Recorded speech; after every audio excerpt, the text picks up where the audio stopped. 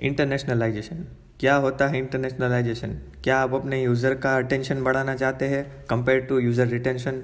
तो देखते रहिए ये वीडियो लास्ट तक। मैं आपको बताऊंगा कि कैसे इंटरनेशनलाइजेशन को आप अपने प्रोजेक्ट में इंक्लूड कर सकते हैं और इंटरनेशनलाइजेशन आपके लिए क्यों ज़रूरी है। तो बने रहिए वीडियो में एंड तक।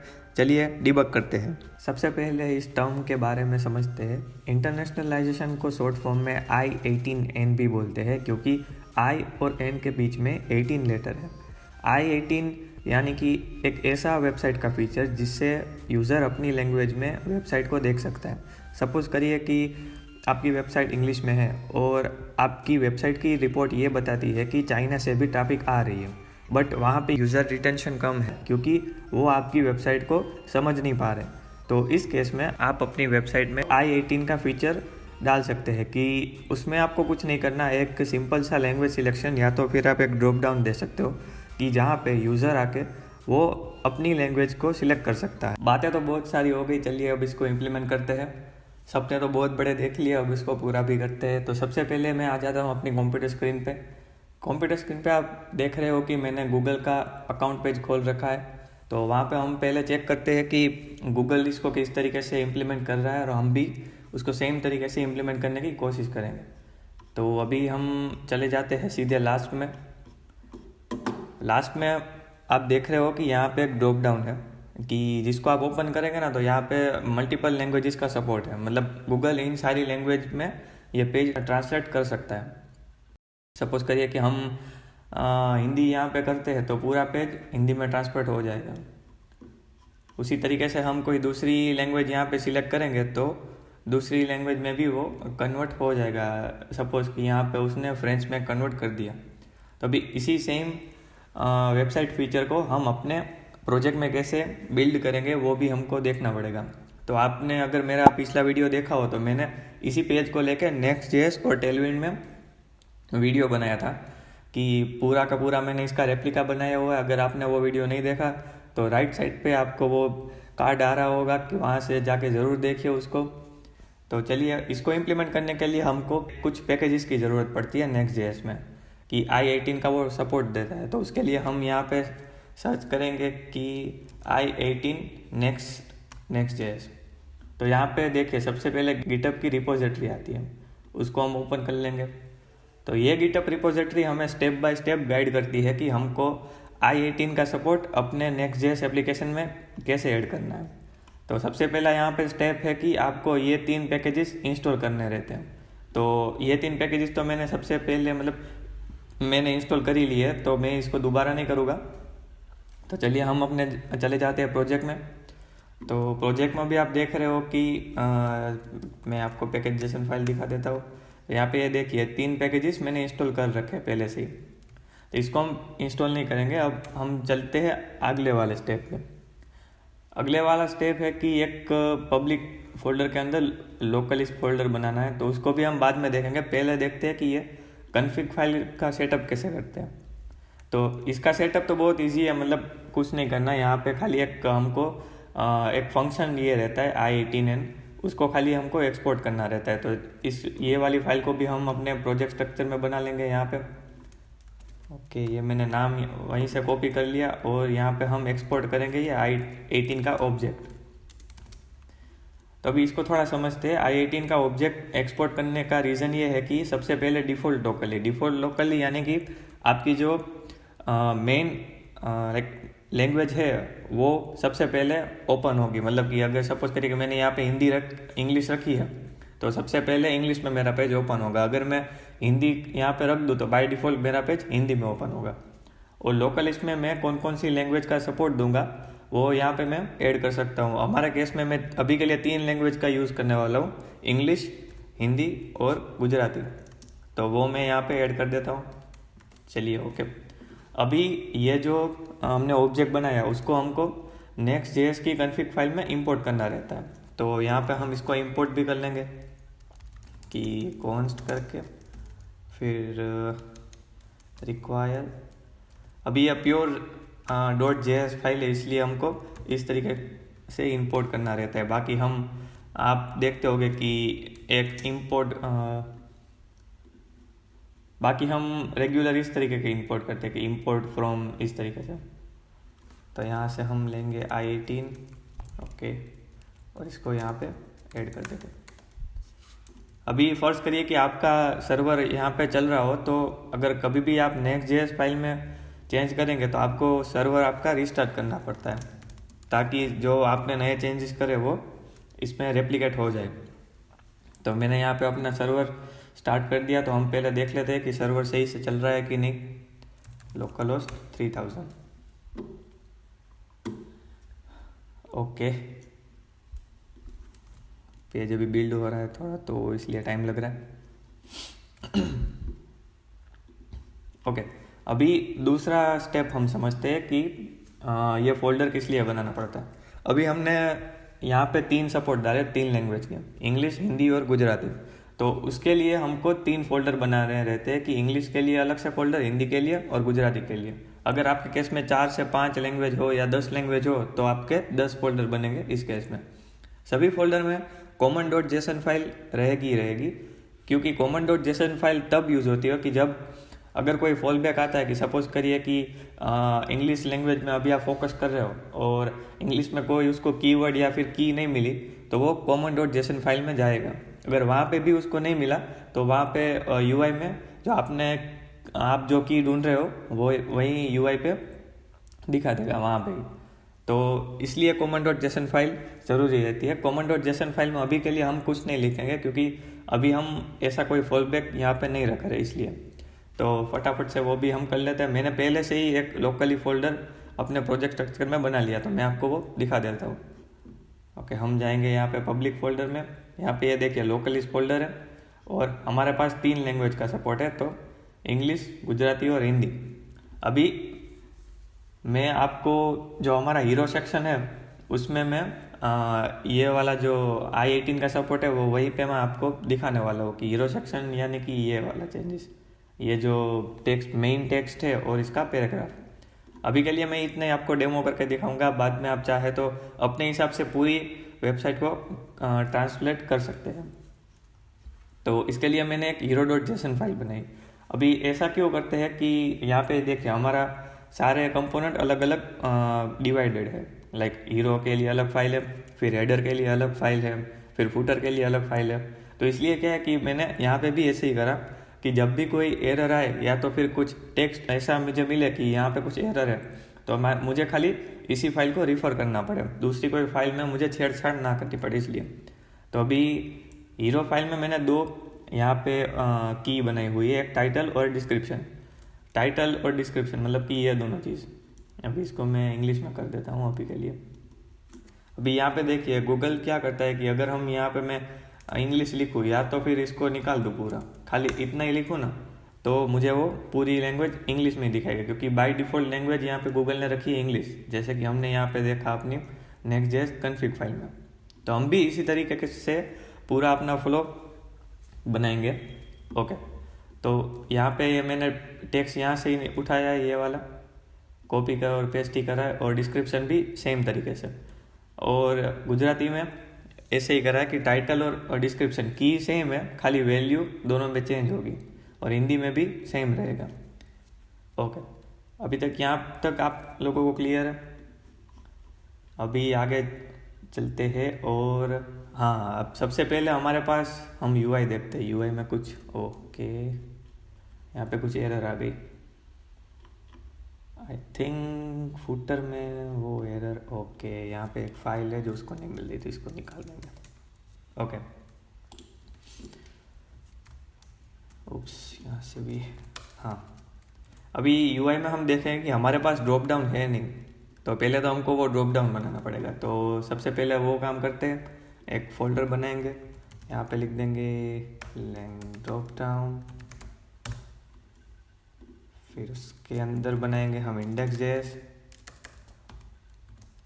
क्योंकि अभी के लिए सॉरी JS नहीं होगा, यहाँ पे TXX आएगा। अगर मैं यहाँ पे JS लिख दूँ ना, तो फिर मुझे वो इंपोर्ट का स्टेटमेंट नहीं दे रहा, तो इसलिए सब का फाइल और नेमिंग कन्वेंशन हमको सेम ही रखना पड़ता है। यहाँ पे फंक्शन फटाफट से बना लेते हैं।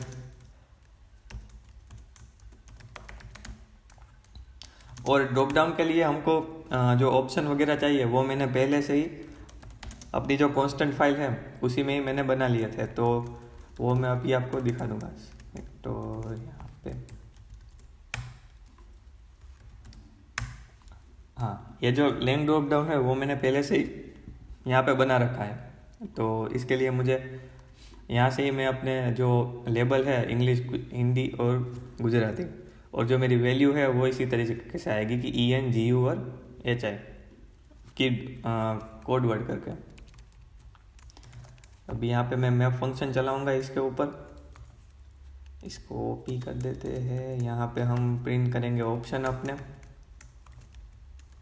ओपी डॉट यहाँ लेबल, और जब ये ऑप्शन सिलेक्ट होगा तो इसकी वैल्यू हम देंगे, हमने जो वहाँ पे वैल्यू रखी वो कि हिंदी मतलब कि HIGU या फिर EN ऑप्शन डॉट ID। अभी यहाँ पे सिलेक्ट करने के लिए हम सिलेक्ट में डालेंगे ऑन चेंज। ओके,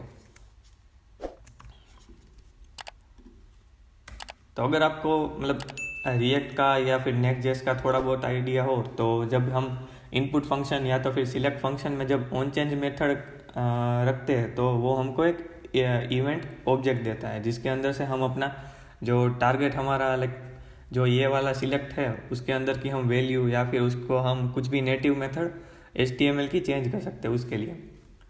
तो अभी जब यहाँ पे ड्रॉप डाउन सिलेक्ट होगा तो मुझे क्या करना है कि यहाँ पे उसमें URL चेंज हो। अगर सपोज करिए कि मैं गुजराती सिलेक्ट करूँ तो मेरी URL ऐसे /GU करके आ जाए, फिर हिंदी करूँ तो यहाँ पे मुझे स्लैश करके HI करके आ जाए। तो उसके लिए हम नेक्स्ट.जेएस का राउटर यूज़ करेंगे, तो यहाँ पे उसको भी इंपोर्ट कर लेते हैं, यूज़ राउटर। हाँ, और इसके लिए मुझे कुछ एक्स्ट्रा पैकेजेस इंस्टॉल करने की ज़रूरत नहीं है, नेक्स्ट.जेएस वो खुद का ही अपना सपोर्ट देता है राउटिंग के लिए। अगर आप रिएक्ट यूज़ करते हो तो फिर आपको रिएक्ट राउटर डोम वगैरह जो अभी, या तो फिर जो रिएक्ट राउटर है उसका आपको यूज़ करना पड़ेगा। पर नेक्स्ट.जेएस के केस में वो खुद का ही सपोर्ट देता है, तो उसके लिए हमको कोई एक्स्ट्रा फंक्शनलिटी या फिर एक्स्ट्रा पैकेजेस इंस्टॉल करने की ज़रूरत नहीं है। अभी यहाँ पे हम राउट की पुश मेथड यूज़ करेंगे।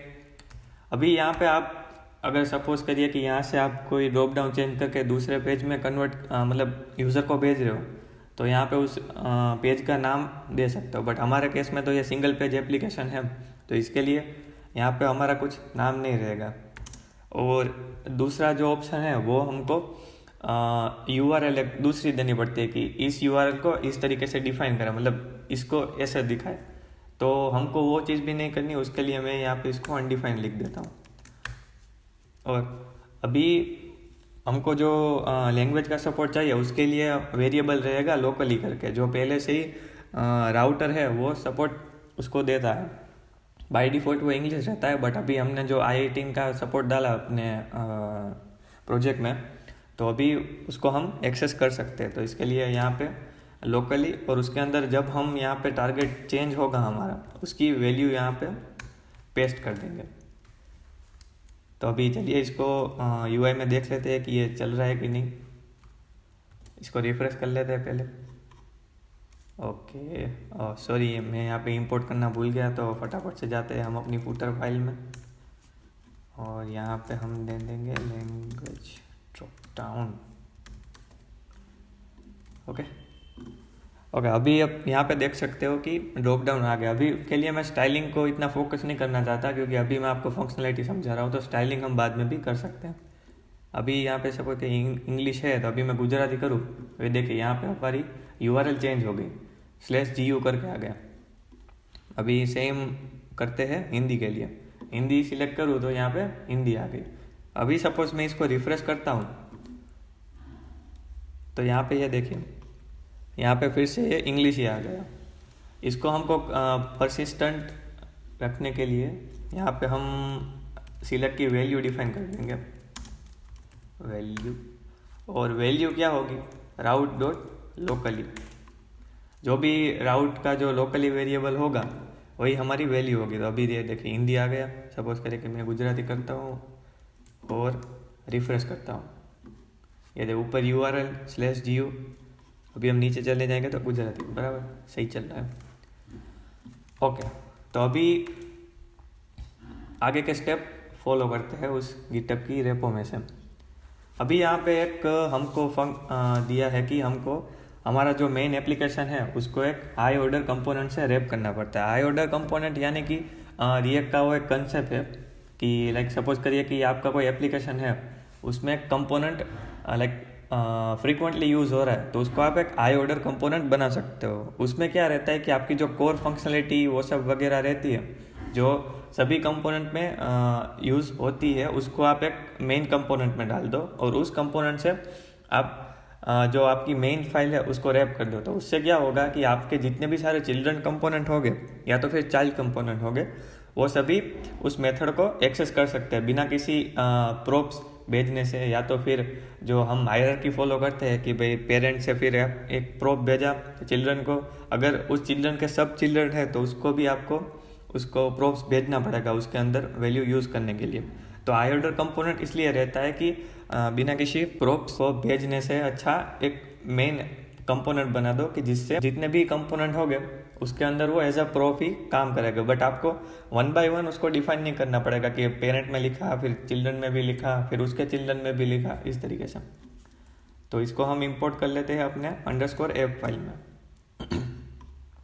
ओके, तो यहाँ हम चले जाते हैं अपनी फाइल में _app। यहाँ पे मैंने इंपोर्ट कर लिया और इसको एक्सपोर्ट कर लेते हैं। यहाँ पे अपना नाम है खाली ऐप, इसको मैं रिप्लेस कर दूँगा और ये भी निकाल दूँगा। ओके, अभी दूसरा स्टेप है server side translation. Server side translation क्यों ज़रूरी है? क्योंकि अभी सपोज करें कि हमारे पास 3 लैंग्वेज है, तो हम जब भी यूज़र कोई लैंग्वेज सिलेक्ट करेगा तो बारी बारी तो हम एपीआई कॉल नहीं करेंगे ना कि भाई कितना एपीआई कॉल होगा उसमें। तो उसके लिए क्या करेंगे, हम पहले से ही सर्वर साइड पे अपने पेजेस बना के छोड़ देंगे कि सपोज़ कोई यूज़र आता है, उसको वो सिलेक्ट करता है, तो वो यूज़र को ज़्यादा वेट ना करना पड़े पूरा जो पेज है उसको कन्वर्ट करने के लिए। तो यही i18 की मतलब खासियत है कि आप अपने लोकल जो प्रोजेक्ट रहता है उसके अंदर ही आप अपने जो सारे सेंटेंसेस है उसको ट्रांसलेट करते हो। वरना दूसरी एक मेथड है कि उसको भी आप फॉलो कर सकते हो, बट वो मैं आपको रिकमेंड नहीं करूँगा। एक गूगल ट्रांसलेट करके आता है पैकेज PNPM, ये देखिए गूगल ट्रांसलेट करके आया पैकेज, उसको भी आप यूज़ करते हो। बट ये क्या करेगा कि जब भी आपको कोई टेक्स्ट सपोज करिए कि ये एक आपका टेक्स्ट है और इसको आपको इस लैंग्वेज में कन्वर्ट करना है, तो ये क्या करेगा कि सपोज करें कि हम ऐसा करते हैं कि कोई भी ड्रॉप डाउन सिलेक्ट करें तो उसकी लैंग्वेज कन्वर्ट होनी चाहिए, तो हमको हर एक कंपोनेंट के अंदर ये एपीआई कॉल रखना पड़ेगा। और उस केस में क्या होगा कि जब भी हमारा राउट डॉट लोकली चेंज होगा तभी ये एपीआई कॉल लगेगा। तो फिर ऐसा भी हो सकता है कि अगर कोई यूज़र का नेट स्लो हो तो फिर वो इस पेज को तो कभी एक्सेस ही नहीं कर पाएगा, मतलब उसका तो वो टारगेट लैंग्वेज में वो कभी कन्वर्ट ही नहीं होगा। तो मैं आपको ये रिकमेंड नहीं करता। अगर इन केस आपको पूरी वेबसाइट ट्रांसलेट करनी हो, अगर सपोज करिए कि आपको खाली एक टेक्स्ट ही ट्रांसलेट करना है उसके केस में, तो फिर आप उसको यूज़ कर सकते हो। पूरा i18 का पैकेज डालने की ज़रूरत नहीं है उसके लिए। तो फिर सर्वर साइड रेंडरिंग के लिए हम Next.js का ये फंक्शन यूज़ करेंगे get static props. Get static props क्या करेगा कि जितने भी हमारे लैंग्वेज के सपोर्ट है उसके हिसाब से वो सर्वर साइड पे अलग अलग फाइल बना के छोड़ देगा। तो लाइक सपोज आप ऐसा सपोज करिए कि हमने पहले से ही प्री बिल्ट पेजेस बना के रख लिए अपने लैंग्वेज के लिए, और जब भी यूज़र उसको रिक्वेस्ट करेगा तो हम अपने सर्वर में से ही उसको दिखा देंगे, ना कि हमको कोई दूसरे सर्वर में जाके उसको रिक्वेस्ट करनी है इस तरीके से। तो फिर इसको भी हम अपनी इंडेक्स फाइल में रख देंगे। और ये सर्वर साइड सपोर्ट है इसलिए खाली वो पेजेस का जो फोल्डर है उसके अंदर ही सपोर्ट रहता है। अगर आप उसको इस कंपोनेंट वाले या दूसरे कुछ ही फोल्डर में डालेंगे ना तो ये नहीं चलेगा। मतलब जो Next.js का सपोर्ट है वो पेजेस लेवल पे ही है। तो फिर उसके लिए जो नेक्स्ट i18 का पैकेज है वो भी हम इंस्टॉल कर लेंगे। अभी इस पे जो फंक्शन है उस पे हमको 2 आर्ग्यूमेंट पास करनी रहती है। पहली तो है लोकली, जो हम मतलब जो करंट हमारी लैंग्वेज होगी वो, और दूसरा है कि हमारे यहाँ पे कौन कौन सी फाइल हम एक्सेस करना चाहते हैं। तो हमारे केस में कॉमन तो रहेगा ही, दूसरा एक है हमारे केस में हीरो, तो वो भी हम यहाँ पे लिख देंगे। ओके, अभी हम जाते हैं हमारे हीरो पेज में। जो मेन हमारी कोर फंक्शनलिटी रहेगी वो यहीं पे रहेगी। अभी यहाँ पे एक फंक्शन आता है ट्रांसलेशन का, यूज़ ट्रांसलेशन, जो i18 ही सपोर्ट देती है। तो हाँ, यहाँ पे सपोज करें कि रिएक्ट i18 होगा ना, तो वो एरर देगा आपको, इसलिए आपको इसको नेक्स्ट i18 करना। अगर इन केस अगर आप मेरी तरह किसी का यूज़ कर रहे हो कि ऑटो इंपोर्ट होता है इसके वजह से। अभी यहाँ पे हम इसको आर्ग्यूमेंट में देना पड़ेगा कि कौन सी फाइल का हम लोग एक्सेस चाहते हैं। तो हमारे केस में यहाँ पे हीरो ही रहेगा, क्योंकि हीरो फाइल के अंदर हम हीरो का ही टेक्स्ट दिखाएंगे इसके लिए। अभी इसका एक फंक्शन रहता है टी करके। टी फंक्शन से हम अपने सारे जो हीरो फाइल के अंदर जितने भी हमने वेरिएबल बनाए, मतलब कि जितने भी हमारी की से ऑब्जेक्ट की, उसको हम यूज़ कर सकते हैं। तो यहाँ पे हमारा आएगा टाइटल, तो इसलिए मैं यहाँ पे टाइटल लिख लेता हूँ, और नीचे आएगा हमारा डिस्क्रिप्शन। तो इसको मैं कॉपी करके यहाँ पे लिख लूँगा डिस्क्रिप्शन। ओके, अभी यहाँ से मैं ये स्पान वाला कमेंट कर लेता हूँ अभी के लिए, और डिस्क्रिप्शन भी कमेंट कर लेता हूँ। ओके, हमारा बिल्ड हो गया। यहाँ पे जाते हैं, ये देखिए, इसको अगर जब भी कोई लाइक की नहीं मिलेगी तो यूआई में ये इसी तरीके से शो कर देगा। एक टाइटल यहाँ पे और डिस्क्रिप्शन यहाँ के, जो भी हमारी की हम यहाँ पे डालेंगे वो ऐसे ही दे देगा। तो इसके लिए हम फिर से एक बार रिफ्रेश कर लेते हैं, आ गया ना अभी टेक्स्ट, क्योंकि हमारा जो एप्लीकेशन है वो रिफ्रेश नहीं हुआ था, मतलब बिल्ड अच्छे से नहीं हुआ था। यहाँ पे गुजराती में आ गया। अभी सपोज करिए हम चेंज करते हैं हिंदी में जाऊँगा तो ये टेक्स्ट हमारा हिंदी में आ जाएगा। अभी यहाँ से भी हम डायरेक्ट यूआरएल से भी सपोर्ट दे सकते हैं। अगर मैं खाली लोकल होस्ट 3000 यहाँ पे क्लिक करूँगा तो इंग्लिश में आएगा। अभी यहाँ पे सपोज करिए मैं करता हूँ हिंदी में, तो हिंदी में आ गया। अभी यहाँ पे हमारी जो एनिमेशन इफेक्ट थी वो नहीं आ रही है, तो उसके लिए हम क्या करेंगे कि इसके ऊपर जो हमारी स्ट्रिंग है उसके ऊपर हम एक स्प्लिट फंक्शन लगाएंगे। स्प्लिट कहाँ से हम करेंगे कि स्पेस से स्प्लिट करेंगे, और मैप फंक्शन यहाँ पे हम लिख देंगे अपना वर्ड, और फिर वर्ड हम किस फॉर्मेट में दिखाएंगे, तो स्पान फॉर्मेट में। तो यहाँ से हम स्पान कॉपी करके इसके अंदर हम वर्ड डाल देंगे, तो जो भी वर्ड होगा वो यहाँ पे प्रिंट हो जाएगा। ESLint एरर दे रहा है क्योंकि हमने यहाँ पे की नहीं प्रोवाइड करी, इसलिए। ओके, तो इसको एक बार रिफ्रेश करते हैं, तो हाँ सही है। अभी दूसरे केस में देखते हैं गुजराती में। अगर मैं यहाँ पे गुजराती सिलेक्ट करूँ तो हाँ, गुजराती भी चल रहा है। अभी आपने एक थोड़ा ग्लिच देखा होगा यहाँ पे कि ये देखिए, गूगल और ये लास्ट का वर्ड दोनों एक साथ ही ट्रांसलेट हो रहा है। अभी आपको दिखा दो, ये फिर से देखिए एक बार, देखा ऐसा क्यों हो रहा है? क्योंकि हमने जो हमारी ग्लोबल CSS फाइल थी, पिछले वीडियो में हमने जो ये बनाया था ट्रांसलेशन वाला इफेक्ट, यहाँ पे हमने खाली 8 वर्ड का ही सपोर्ट दिया। मतलब हमारा जो पूरा सेंटेंस है उसमें से पहले 8 वर्ड तक 1 by 1 करेगा। फिर उसके बाद अगर मैं यहाँ पे सपोज करें कि यहाँ पे कॉपी करके फिर मैं डाल दूँ कि यहाँ पे लिखूँ मैं 9, तो फिर ये जो 9वां वर्ड होगा यहाँ से वो ट्रांसलेशन इफेक्ट लेट करेगा। हमने यहाँ पे थोड़ा डिले डाला था, मतलब उसके लिए। तो अभी यहाँ पे सेव करके फिर से रिफ्रेश अगर मैं यहाँ पे करूँगा तो ये देखिए अभी बारी बारी सब वो ऊपर आ रहे हैं इसके लिए। ओके, तो ये था एक छोटा सा एक्सप्लेनेशन वीडियो कि i18 को आप अपने React.js और Next.js पैकेज में कैसे इंस्टॉल कर सकते हो। और React.js के लिए इसकी पैकेज इसकी थोड़ी जो इंस्टॉलेशन प्रोसेस है वो i18 से कंपेयर टू तो लेस है, और आप React.js में भी इसको आसानी से कर सकते हो। उसके लिए एक अलग पैकेज है React i18 Next करके, वो आपको चेकआउट करना पड़ेगा, और Next.js के लिए ये वाला पैकेज चेकआउट करना पड़ेगा। अभी मैं आपको दिखाता हूँ कि वो सर्वर साइड पे कैसे रेंडर होता है डेटा। अभी हमने सर्वर साइड सपोर्ट दिया तो आपको थोड़ा भी आइडिया दे देता हूँ मैं।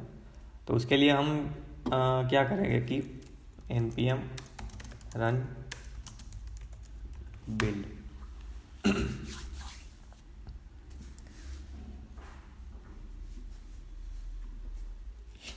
ओके, इसने एरर क्यों दी? क्योंकि यहाँ पे हमारा टाइप एरर है, इसलिए इसको ये नहीं कर देंगे अभी के लिए।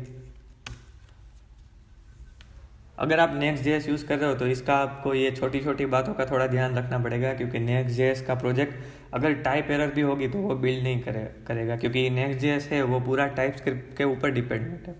तो मतलब उसके लिए आपको अपने टाइप्स वगैरह देने पड़ेंगे। अभी ये देखिए हमारी प्रोजेक्ट बिल्ड हो गया। हम जाते हैं .next फोल्डर में। ये एज अ हमारा सर्वर पे ये फोल्डर वर्क करता है। तो यहाँ पे जाएंगे हम सर्वर फोल्डर में, सर्वर के अंदर पेजेस। अभी आप यहाँ पे देख रहे होंगे कि हमारे पास 3 पेजेस निकल के आ रहे हैं, एक en.html, gu.html और hi.html। अभी सपोज करें कि मैं en.html में जाता हूँ, तो अभी हमको ढूंढना पड़ेगा। हाँ ये देखिए हमारा ये वाला जो स्पान में हमने लिखा था कि गूगल फॉर ऑल गूगल, हाँ ये रहा ऑल ऑफ करके ये। हाँ तो ये टेक्स्ट तो हमने डाला नहीं बराबर, ये हमने जेसन फाइल में लिखा था, फिर भी ये यहाँ पे आ गया क्योंकि हमने इंडेक्स फाइल में जो सर्वर साइड सपोर्ट डाला है वो इसकी वजह से यहाँ पे वो टेक्स्ट बन के आ रहा है। अभी सेम हम देखेंगे gu.html में, तो आप यहाँ पे देख सकते हो कि ये देखिए अलग अलग ये वर्ड आ गए यहाँ पे भी, और hi.html में यहाँ पे भी आप देख सकते हो। ये देखिए गूगल, फिर उसके बाद के, फिर सभी, तो ये और ये पूरा हमारा डिस्क्रिप्शन हिंदी में आ गया।